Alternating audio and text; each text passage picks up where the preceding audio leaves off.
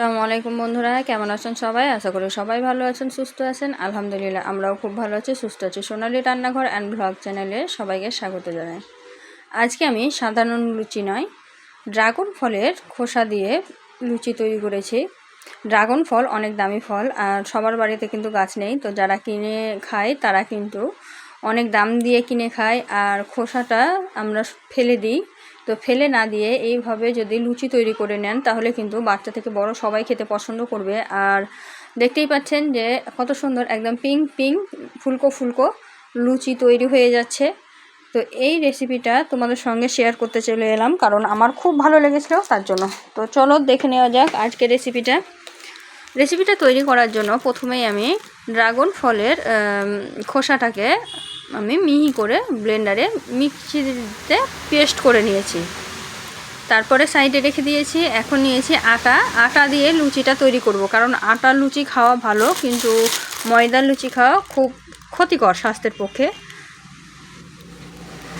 আটার মধ্যে দিয়ে দিলাম পরিমাণ মতো লবণ আর পরিমাণ মতো সাদা তেল দিয়ে হাত দিয়ে ভালোভাবে ময়াম দেব। ময়াম হচ্ছে হাত দিয়ে লবণ আর তেলটাকে সুন্দরভাবে মাখিয়ে নেওয়া।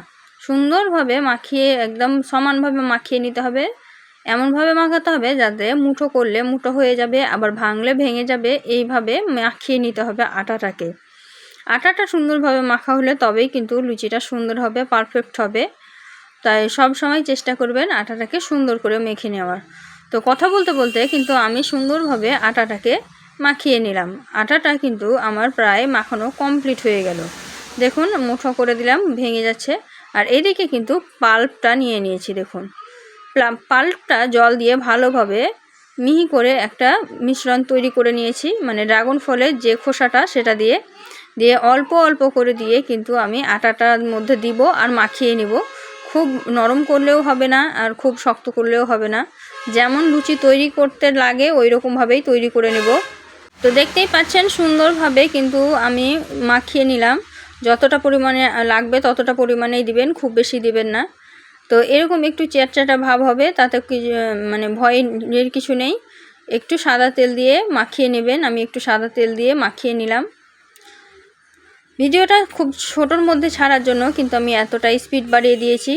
আমি কিন্তু অনেকক্ষণ ধরে ভালোভাবে সফট একটা ডো তৈরি করে নিয়েছি। মাঝে মধ্যে সাদা তেল দিয়েছি, দিয়ে ভালোভাবে সফট একটা ডো তৈরি করে নিয়েছি। এতে লুচিটা বেলতেও সুবিধা হয় আর ফুলকো ফুলকো হয় আর নরম হয়।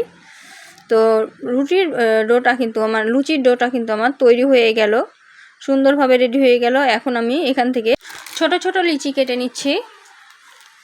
দেখতেই পাচ্ছেন সুন্দর করে ছোট ছোট লিচি কেটে নিচ্ছি। আমি কিন্তু যখন বাড়িতে তৈরি করি তখন কিন্তু লিচি কাটি না, ছোট ছোট করে একটা করে তৈরি করি আর সঙ্গে সঙ্গে কিন্তু ছেঁকে নিই। কিন্তু এটা তোমাদেরকে দেখানোর সুবিধার্থে আমি ছোট ছোট করে লিচি কেটে নিলাম। কেটে নিয়ে জায়গাটা পরিষ্কার করে নিলাম, কারণ আমি এখানেই লুচিটা বেলবো, কারণ আমার সুবিধা হয় তার জন্য। তো যার যেখানে সুবিধা হয় সে নিজের ইচ্ছা অনুযায়ী বেলে নিতে পারো। তো লুচিটাকে বেলার জন্য প্রথমে আমি লইটা নিয়েছি আর এই তেলে একটু ডিপ করে নিয়েছি, কড়াইয়ে যে তেল আছে সেই তেলে। তারপরে আমি লুচিটা সুন্দর করে বেলে নিচ্ছি। তো এই তো দেখতেই পাচ্ছেন লুচির কিন্তু নিয়ম হচ্ছে ফুলকো আর নরম হলেই যথেষ্ট। তো এদিকে আমি তেলটা আগে থেকে বসিয়ে দিয়েছি গরম করতে। তেলটা গরম হয়ে গেছে, এখন আমি লুচিটা দিয়ে দিলাম। দেওয়ার সঙ্গে সঙ্গে আমি একটু ডিপ ডিপ করে দেবো যাতে ওপরে তেলটা আসে আর লুচিটা খুব সুন্দরভাবে ফুলে। তো দেখতেই পাচ্ছেন লুচিটা একদম পারফেক্টভাবে ফুলে গেছে। আর দেখুন কত সুন্দর একটা কালার এসেছে।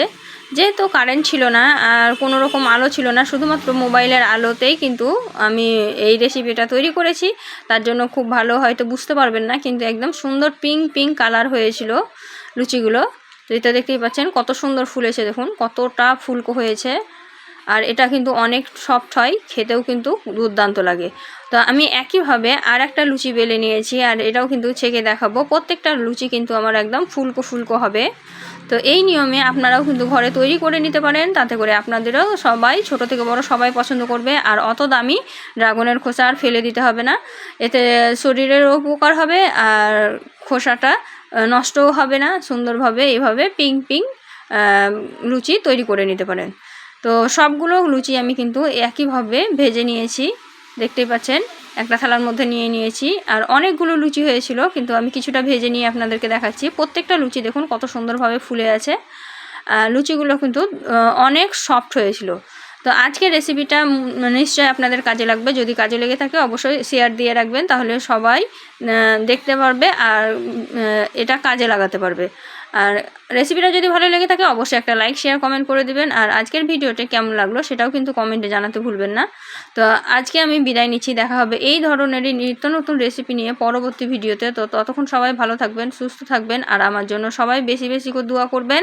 আর এই ধরনের আরও নিত্য নতুন রেসিপি পাওয়ার জন্য অবশ্যই আমার চ্যানেলটিকে সাবস্ক্রাইব করে রাখবেন। সবাই ভালো থাকবেন, সুস্থ থাকবেন, খোদা হাফিজ।